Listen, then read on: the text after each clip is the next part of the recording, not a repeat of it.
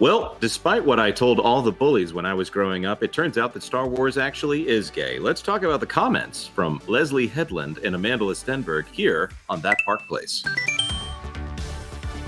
Hello, I am Jonas J. Campbell, an investigative reporter for That Park Place, and here with me is my Jedi Wookiee co-pilot, Mr. VashSky. Vash, is the Force strong with you today? I don't know if the Force is that strong with me. Oh, you're backing away from the Force a little bit now, huh? Why did the Force say something that you thought was a little odd? He was like, why did you say it that way? Why did you say it that way? Maybe you want to close the door when you change, you know? That's what I'm saying. Right. Or I might want to keep that Force in that closet. I'm not sure. I just, I'm all over the place with this one. I have mixed emotions, but anyway, Jonas, I think somebody knows exactly what the Force is and is not. It sounds like. Well, it sounds like they think they do, at least. All right, so we're going to go to this clip out of the Wrap. The Wrap released this one for Pride Month. This girl on the left here, this is Amandla Stenberg. I think she's the main character of the Acolyte. That's a little hard to tell. I don't know if she is the Acolyte or if the person ordering her around is the Acolyte. Either way, she plays at least two characters. Who knows how many she might end up playing by the end of the series. She is the good twin. She is the bad twin. Or maybe the good twin was actually the bad twin the entire time. Who knows? And on the right is Lesley Headland, the creator, the showrunner of The Acolyte, and also Harvey Weinstein's former personal assistant. I want to ask you both because this is, I would say, arguably the gayest Star Wars, I think, by a considerable margin. And are you excited about that? Are you bracing yourself? Star Wars, not the It's pretty gay, let's be honest. All right. So first of all, Polly said on That Park Place Live, he came in and he said, you know that when you do these, they don't release the footage unless you say something they want released to the public. So Disney were the ones in charge of this footage. And if they didn't want this getting out into the public, they wouldn't have released it to the Wrap.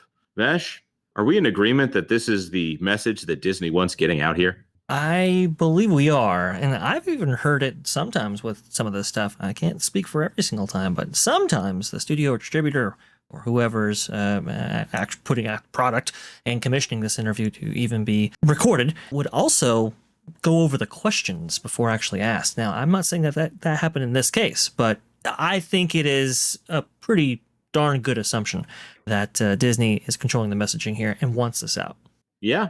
I'd say that's probably true. By the way, the last time we had any, well, I don't want to say the last time, theatrically, Rise of Skywalker had like one shot of two women kissing. It was very quick. It was in the background. It was during a celebration scene, and fairly certain they cut that out for the China market, just to make sure that everybody knows that Disney selectively takes their stands wherever they want to here. But the Acolyte, they get a good chuckle here. But of course, they're going to correct that. Let's continue on. How do you feel? Am I gay? Yes. Well, no, I know you are gay, but I'm asking, are you excited about putting this, this is going to be a talking point? Is it going to be a talking point? Yes, I would say that this is going to be a talking point. I'm sure because nerds are gay. Well, some nerds. That was a big surprise to me. By the way, I was told when I was young, as I alluded to in the start of this video, that yes, that nerds are gay.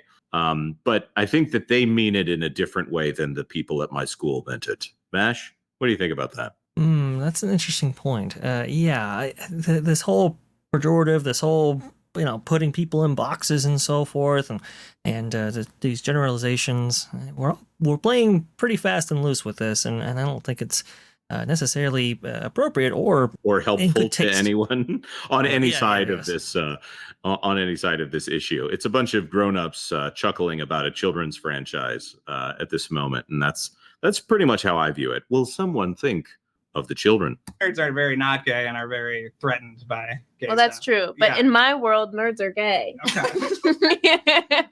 Was this the fun element of it? No, I don't think so. And yet people have told me that it's the gayest Star Wars, and I frankly... You're offended? Into it. No. I think that they're having a good laugh about it. It's fascinating watching all of those merchandise dollars just puff up in smoke. Star Wars is so gay already. Okay. I mean, have you seen the fits?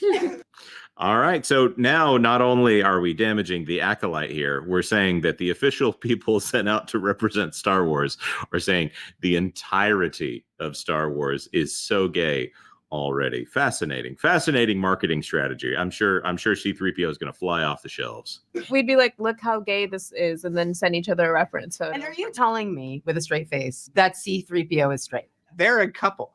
That's what I think. All right, here we go. Vash, is that a joke? I guess it's an old joke that C-3PO and R2-D2, they were arguing like as if they were a couple, and obviously that's taken a different tenure over the years. Yeah. The idea that R2-D2 and C-3PO are kind of like an old married couple. That's been a joke for a very long time. Of course, I don't think that they meant that joke in the same way. Of course, The Simpsons had a classic joke that I won't repeat here. But I think it also speaks to a stereotype about a certain kind of gay man. And essentially trying to say that maybe C-3PO or even Anthony Daniels are that stereotype, which is fascinating. Think about it too. They're imparting gender onto both R2-D2 and C-3PO, assuming what they are, and then conveniently doing that in order to bend them to their will right there. That's an interesting kind of thing too. Right. It's a very good point.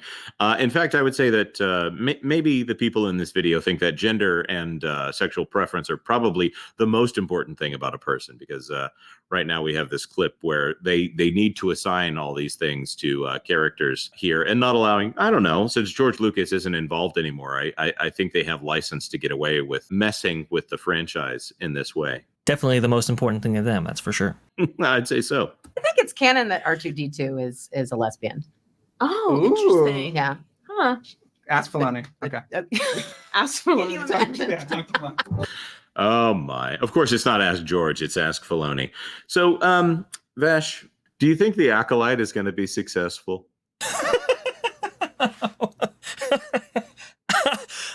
No, and here's the thing. This goes beyond just these two creatives. Let's say, having a banter back and forth and having it go, public here. The Acolyte has huge problems. Not even just from a Star Wars perspective, but just from a show's perspective. And you add in Star Wars into that, and it's like, oh, this really falls apart. And you add in, this stuff behind the scenes here. I just don't think it has any chance at all. And here's the thing, Jonas. Remember, Disney bought this. Well, the studio, Lucasfilm, but Star Wars mainly in 2012 because it was honestly, it was a boys brand that appealed to not just boys, but to a vast array of people, but predominantly boys. And that was one of the things they didn't have going for them at the time. They had the princesses all lined up, and they had Marvel for sure, but they wanted to expand that. That's what was the big selling point. And now, what is it, almost 15 years later, we have this. I mean, it's crazy. Yeah, it was 2012 when they announced the purchase of Lucasfilm. And actually, that valuation of $4.06 billion in order to acquire Lucasfilm, that was sent to shareholders under the premise of we are specifically talking about the value of the Star Wars franchise alone, not considering Indiana Jones, not considering Skywalker Ranch or ILM or any of that. They wanted the $4.06 billion valuation specifically on Star Wars.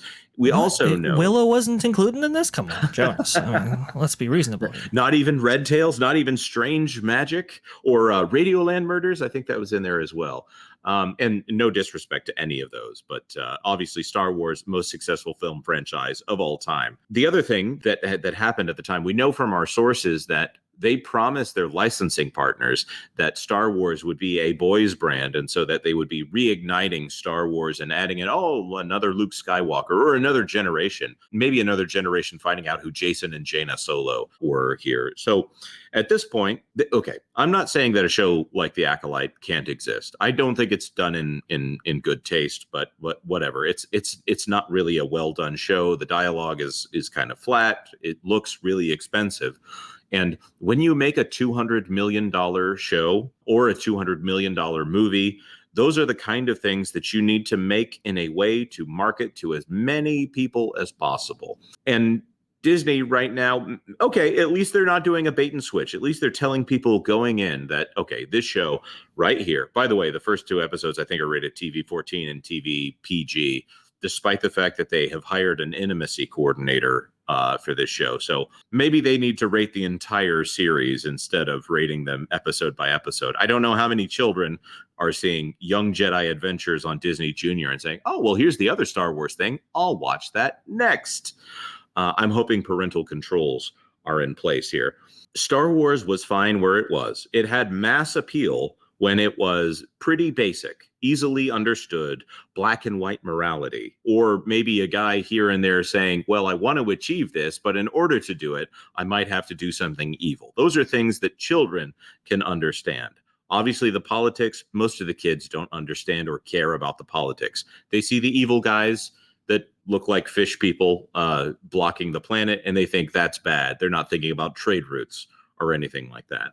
When you spend $200 million on a TV show, it is financially your duty as a person who is making something for the Walt Disney Company to try to make it appeal to as many people as possible. And time again, we see that this kind of activism stuff, this kind of gender ideology, this kind of sexual orientation ideology, this is not something that you do to make mass market appeal for your product. So just from a financial standpoint, they shouldn't be doing this. From the fact that Star Wars is a kids brand, that's where I definitely see a line here where they should not have crossed it. Vash, I'm gonna give you a difficult question here. Is there a world in which a show like The Acolyte is okay to be made at this price point, at what the content rating should be?